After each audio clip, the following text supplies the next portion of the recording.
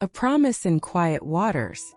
We met by chance, or maybe it was fate, at the small coastal town where I had just moved. I was looking for a boat to help me explore the nearby islands, and you happened to be the only one available.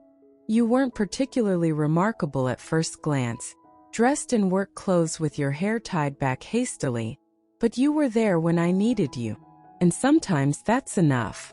The wind was soft that morning, the sea calm and inviting as I climbed aboard. You barely looked at me, too focused on untangling ropes and checking the sails. Your hands, rough from years of hard work, moved with practiced ease, a contrast to my clumsy attempt at boarding without falling into the water. "You've been out here long?" I asked, trying to make conversation. You shrugged, not bothering to meet my eyes. "Long enough."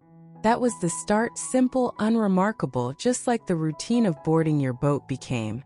Every few days, I'd hire you to take me out into the water, sometimes to fish, sometimes just to drift under the vast sky.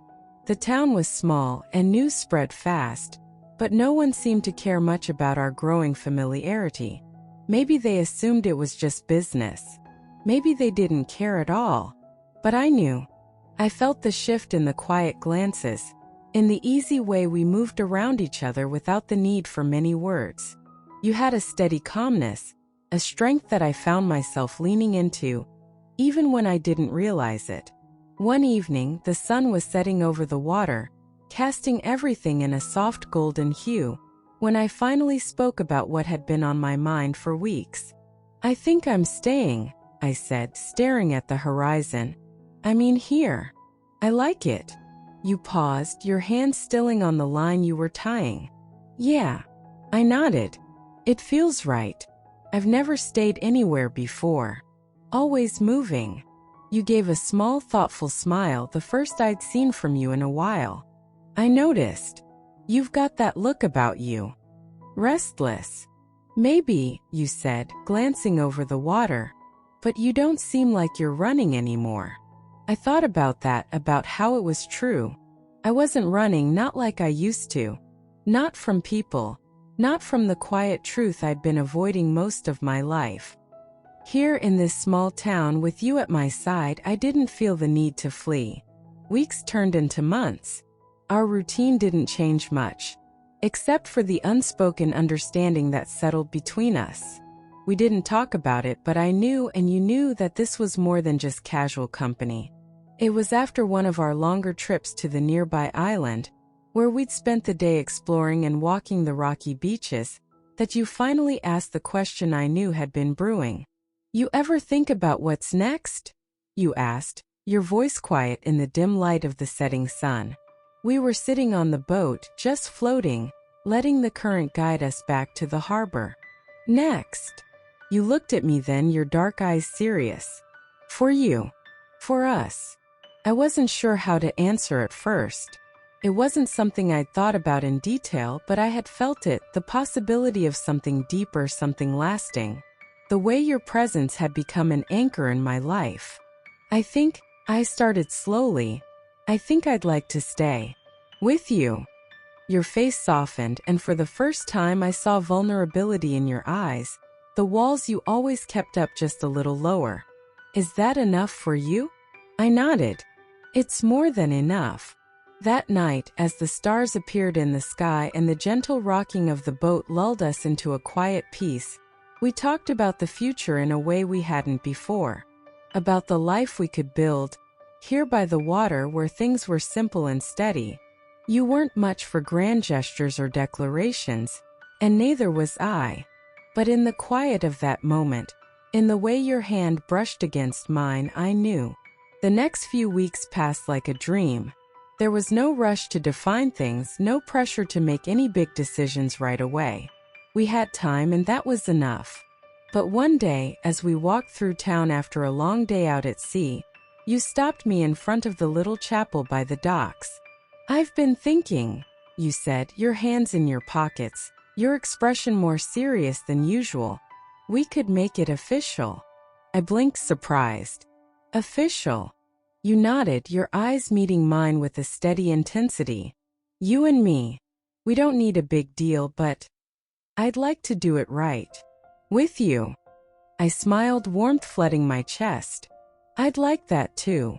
And so, in the same simple way everything else had happened between us, we planned a small ceremony. Just the two of us, a couple of friends, and the sea as our witness. It wasn't grand or elaborate, but it was perfect. We said our vows on the beach at sunset, the waves lapping at the shore, the sky painted in hues of pink and orange. You in your simplest clothes and me in a dress I'd worn 100 times before but never meant more than that day. As we stood there, hands clasped, looking out at the vast expanse of water that had brought us together, I knew. This was it. This was what I had been running from, and now it was what I had run toward. A life with you. A quiet, steady, beautiful life. The wind picked up just as we said the last of our vows, and you squeezed my hand gently, pulling me in closer. Together, you whispered, your voice barely audible above the wind. I nodded, smiling up at you. Always. And as the sun dipped below the horizon, leaving us bathed in twilight, we knew that no matter what came next, we'd face it side by side. Life after our quiet ceremony didn't change much, and I liked it that way. We didn't need grand announcements or celebrations. We returned to our routines, still finding comfort in the simplicity of it all. The gentle rhythm of the tides, the soft creaking of the boat, the warmth of your hand in mine during the cool mornings. We spent most days on the water, navigating the winding coastal paths or exploring new, untouched parts of the islands. You knew the waters better than anyone, and I loved how you navigated them so naturally, with an instinct that amazed me every time. You rarely needed a map, your body attuned to the ocean's subtle shifts, knowing when to pull the sail tight or loosen the ropes. It was an art watching you. Your movements had always been quiet, measured, like everything you did. But now they held a different meaning for me. A deeper connection that ran beneath the surface of everything we shared. On the rare days when we weren't on the boat, we settled into life in the town. It was small, but the people were kind, and I began to recognize faces. There was Janine the baker, who always gave us an extra loaf when we came in after a long day. Or Tomas, the old fisherman who had lived here his entire life and never seemed to tire of sharing stories of his youth by the fire in the evenings. The town embraced us in a quiet, understated way, just as we embraced our life together. But there was something about the open water that still called to us more than anything. Every time we pushed off from the dock, feeling the salty breeze in our faces, it felt like home. We didn't need much, just the sea and each other. The space to breathe, to be ourselves without pretense. One day, as we drifted lazily just beyond the harbor, you turned to me, your expression more serious than usual. You ever miss it? You asked, your voice low, like you weren't sure if you wanted to hear the answer. Miss what? Everything you left behind. The life before this. I looked out over the water, thinking about it. The world I had known before, the constant movement, the endless pursuit of something that always seemed just out of reach. It felt like a distant memory now. A life that was never really mine. I had spent so long searching for something I couldn't name, running from things I didn't fully understand. But now, with you, I wasn't running anymore. No, I said finally, turning back to you. I don't miss it. Not at all. You nodded, but there was a question still lingering in your eyes, one that you weren't sure how to ask. Do you? You were quiet for a moment, your gaze on the horizon. I used to, you admitted, when I first got here. I thought about all the places I hadn't seen, all the things I hadn't done. But now I don't know. Maybe I found what I was looking for, too.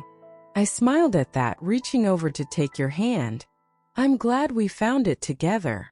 We fell into a comfortable silence after that, the kind that had become so easy between us. It wasn't long before the weather started to turn.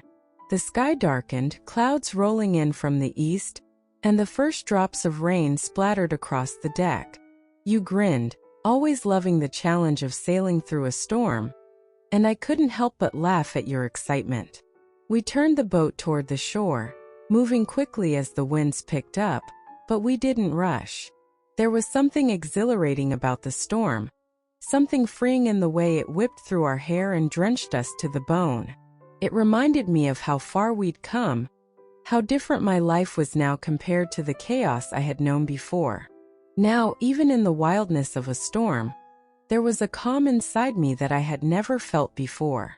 When we finally reached the dock, the rain was coming down in heavy sheets, and we were soaked through.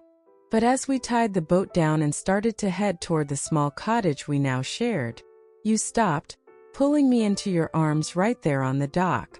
"What are you doing?" I laughed, water dripping from my face. You just smiled, your dark eyes full of that quiet intensity one had come to love. "I just wanted to say I'm glad that we're here, that you stayed." There was something in your voice, a depth of feeling you rarely let show, and it made my heart swell. I leaned into you, feeling the warmth of your body even through the rain-soaked clothes. "I'm not going anywhere," I whispered, pressing a kiss to your wet cheek. We stayed like that for a long moment, holding each other close as the storm raged around us, the wind howling and the sea crashing against the dock. But inside there was only peace. The kind of peace that comes from knowing you're exactly where you're meant to be. In the months that followed, our life continued in that same quiet, steady rhythm. We didn't need much, just the boat, the sea, and each other. Every now and then I'd catch a glimpse of the person I used to be, restless and searching, but it felt like looking at a stranger. That part of me was gone, replaced by something new, something better. One afternoon, as we were preparing to sail out again, you looked at me with a glint of mischief in your eyes. "I've got a surprise for you," you said, pulling a small wrapped package from your bag. "What's this?" You handed it to me with a grin. "Open it." I unwrapped the package, curious, and found a small handcrafted compass inside. The brass was polished and gleaming, the needle already spinning toward the north. "I made it," you said, a little shy now. "Thought you might need it, for all the new places we're gonna find together." I smiled, touched beyond words. "It's perfect." We spent that afternoon sailing farther than we ever had before, letting the compass guide us to new waters, new adventures. And as we sailed into the unknown, the sun setting behind us and the open sea stretching out ahead, I knew that no matter where we ended up, as long as we were together, it would always feel like home. The storms would come, and the seas would rise and fall, but our bond, like the quiet waters we had come to love, would always endure.